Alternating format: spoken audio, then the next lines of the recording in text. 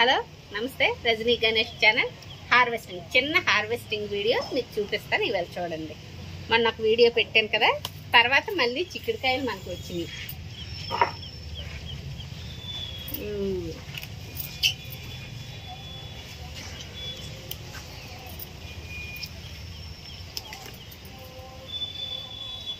చిన్న హార్వెస్ట్ అంతే, ఎక్కువేం కాదు, సంతోషం అంతే.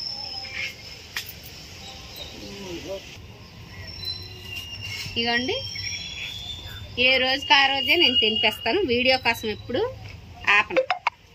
ఇవి ఒక 2 రోజులు, ఒక రోజుకి ఒకసారి తెంపినవి అనమాట.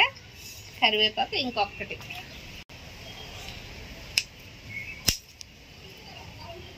అంతే.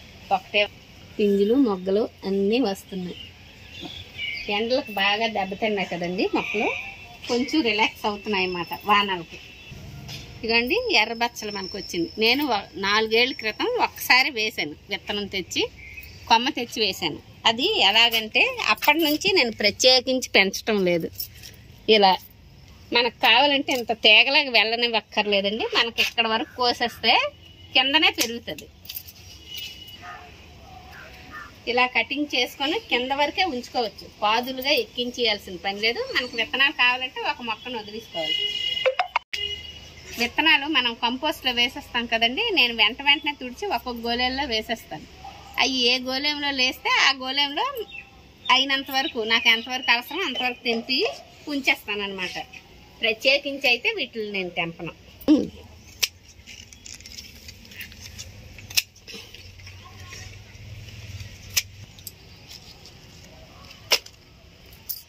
పద్ది ఇంక మరి తీయక్కర్లేదు.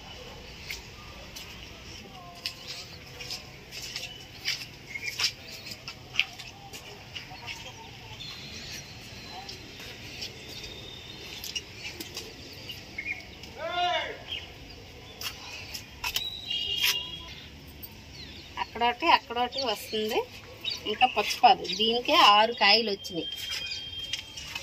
నిల్వ పచ్చడి కూడా పెట్టాను, చాలా బాగుంది. ఇంకా పిందులు పడుతున్నాయి, పెద్దవైతే కానీ తెలియదు. ఈ గోళంలో కూడా చూడండి బచ్చలి, నేను విత్తనాలు వేయలేదు, కొమ్మ కూడా ఇందులో వేయలేదు, దాన్ని అంతటా అది లేచిందనమాట.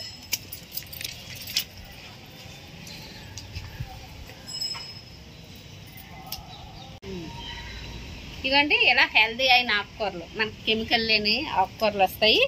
యూస్ చేసుకోవడంలోనే ఉందండి, పండించడం కాదు. ఎంత కష్టపడి పండిస్తామో దాన్ని తింటేనే ఆ ఫలితం మనం అనుభవిస్తాము.